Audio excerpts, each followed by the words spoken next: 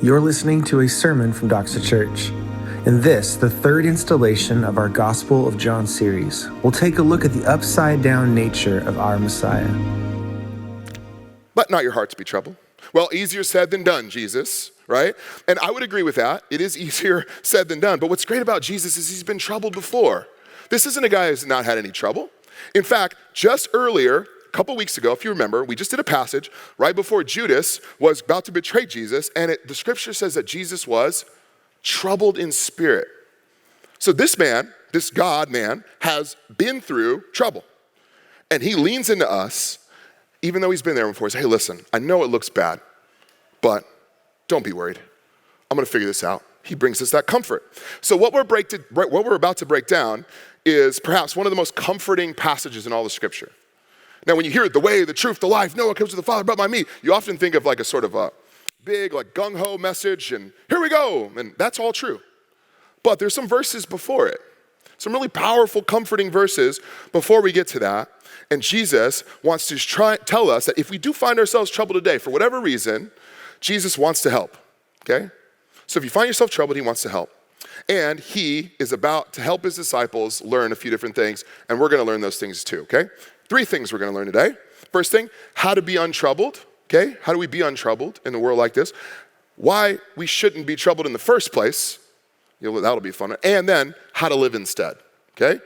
How to be untroubled, why we shouldn't be troubled in the first place, how to live instead, okay? First, how to be untroubled. And yes, I would love to hear the answer to this one because there's a lot going on, right, in this world. Let's look at verse 1. Again, Jesus says, let not your hearts be troubled. Drum roll. Believe in God. Believe also in me.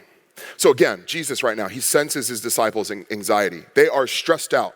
They're crazy right now. They're feeling this because Jesus said he's soon going to die. He mentioned that to them, right? And they love Jesus. The disciples witnessed one of their own, Judas, sprint out of the room to go off and betray Jesus just a few minutes ago, okay? And then Jesus told them he was leaving and that where he was going, they couldn't follow. And then Peter speaks up finally, last week, if you were there, and he says, I'll follow you wherever. And he says, oh, no, it's going to be much worse. You're going to deny me 3 times instead. So after all of that, every time they open their mouth, they get corrected, and they're just going, okay, well, this is all really troubling, Jesus. And then Jesus says, don't be troubled. And then his antidote, believe in God instead. Believe in God instead. That's how you do it. So at face value, okay, trouble's antidote is active belief in someone who can handle the trouble. Trouble's antidote is active belief in someone who can handle the trouble. Now, think about it. If you're a child, maybe some of you aren't too far away from being that, or maybe you are one right now, right? And you hear a noise under your bed. You know what I'm talking about? You hear the noise in your closet, and you go, you know what? That's a noise. That's a foreign noise. There's something serious going on. I'm sure that is the monster from the Disney movie I just watched a few hours ago. So, rather than checking myself or just going back to sleep, I'm going to go get someone who can do something about this. I'm going to wake up my mother and father 1:30 in the morning. And I'm going to ruin their sleep on the front end and the back end and in the middle, right? And so you go in and you get mom and dad, and mom and dad walk in and they look around and they go, hey, everything looks good. There's no monster here. Everything's okay. And then the child is able to go, oh, you know what? If mom and dad say there's no monster, I trust them. I'm going to go to sleep. And sometimes it takes a little time, but they do pass out. But let's say that kid goes in there and he wakes dad up and dad goes, oh my, are you serious? Get the shotgun. And he goes and gets the shotgun. Grab the kids, Cheryl, we're out of here, right? And he goes and kicks in the door and he's like, oh my God. Kid's going to freak out, right? It's terrifying. But let's not scare our kids like that, okay? Let's be a little more nuanced. But that's how it works, right? If the person who can solve the trouble is not worried, why are you worried, right? I fly a lot. Many of you fly a lot. I know there's a few pilots in here, okay? You're way more educated. Don't laugh at me, okay? This is how it goes. I get a little nervous with the turbulence. I don't know about you. The seat's a little small for me based on my size and my shoulder width. And so, a little claustrophobic already. I feel the plane start rumbling, I get a little nervous, okay? Now, what do I do when I get nervous on a plane besides reach for the paper bag and breathe into it? I don't do that quite yet. I look to the flight attendants. It's like every sane person in America. If they are fine just serving Diet Coke to people, I'm fine. Like, okay, well, they're not worried.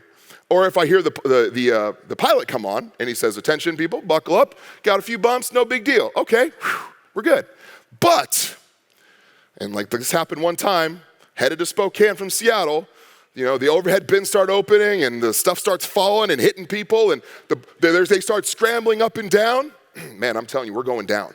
Like, in my mind, we are donezo. Like, I'm praying, I'm evangelizing the person next to me.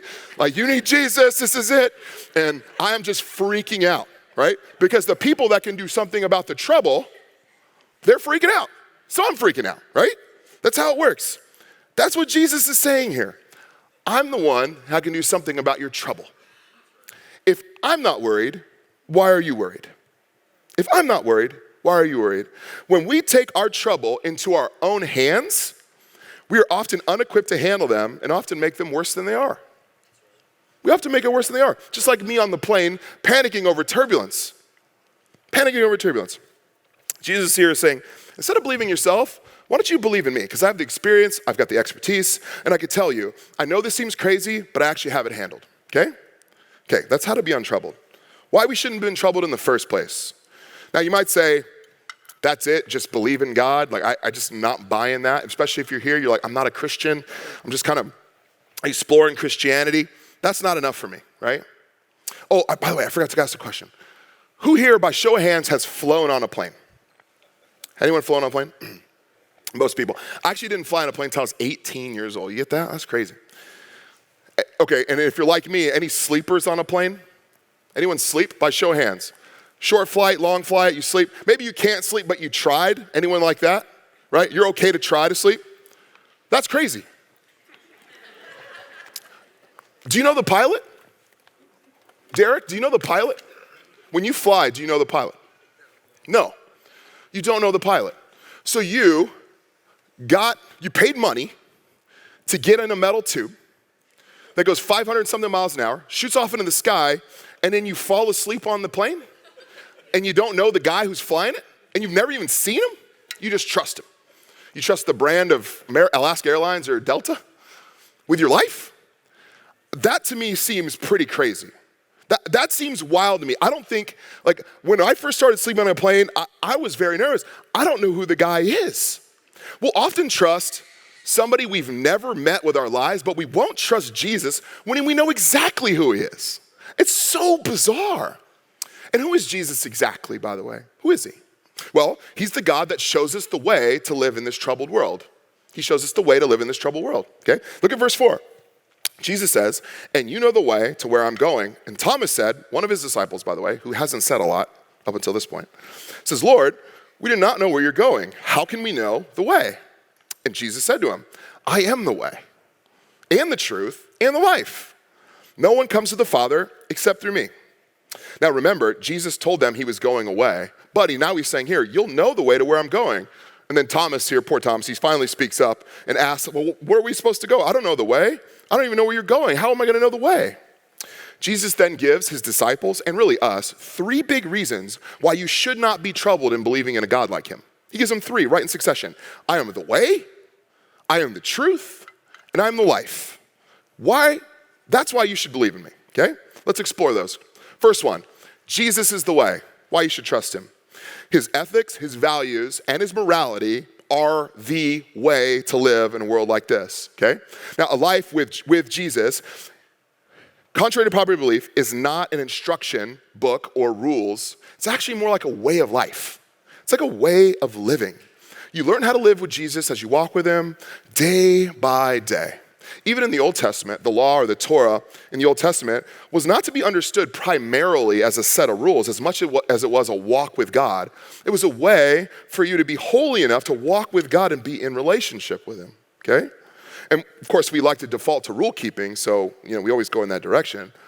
But Jesus, in the way, is not trying to get us to follow rules. He's trying to show us how to live. That's what he's trying to do. So the way, the Jesus way, it leads to life, it leads to flourishing, even in a troubled world, in a complex world like we find ourselves in.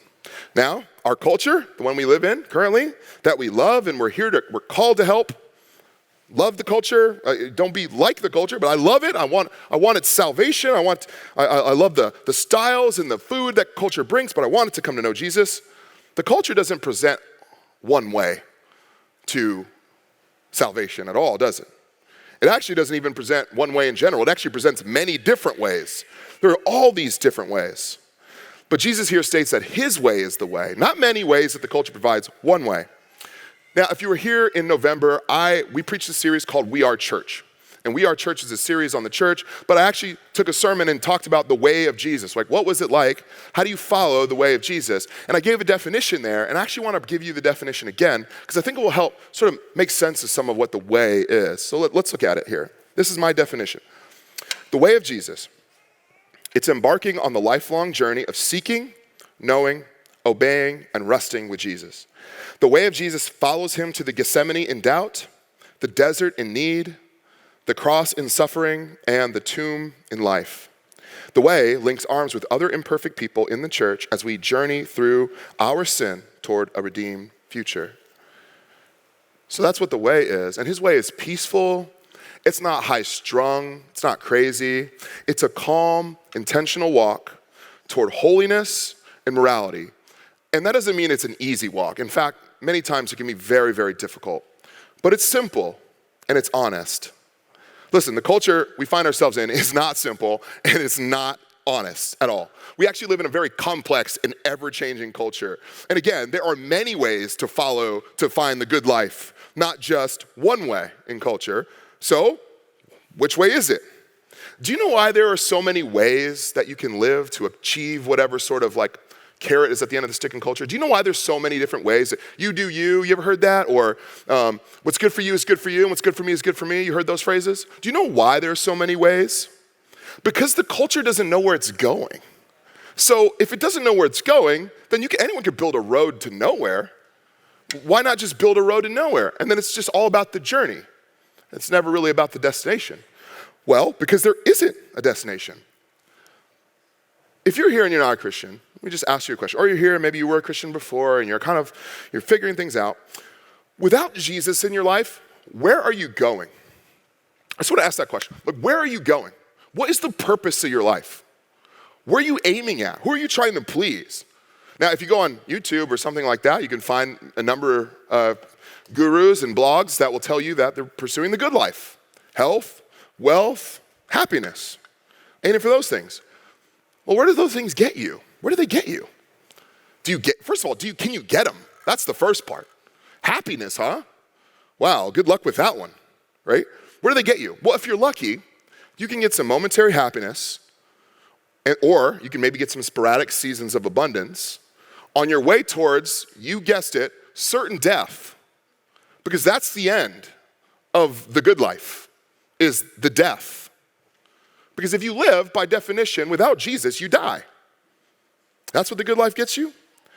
And which way do you go to get the good life? Because again, there are so many ways. Like, what job do I have? Like, do I start a business? Who do I marry? How do I live? What's morally right and wrong in the world? Am I created or have I evolved out of a primordial ooze? Stardust bumping into stardust. What do I do? It's tough. Jesus' way, though, is way clear. It's much clearer than that. It's incredibly clear. It's guaranteed. In fact, it also provides something that the culture's way cannot provide you, which is meaning and value. Do you understand?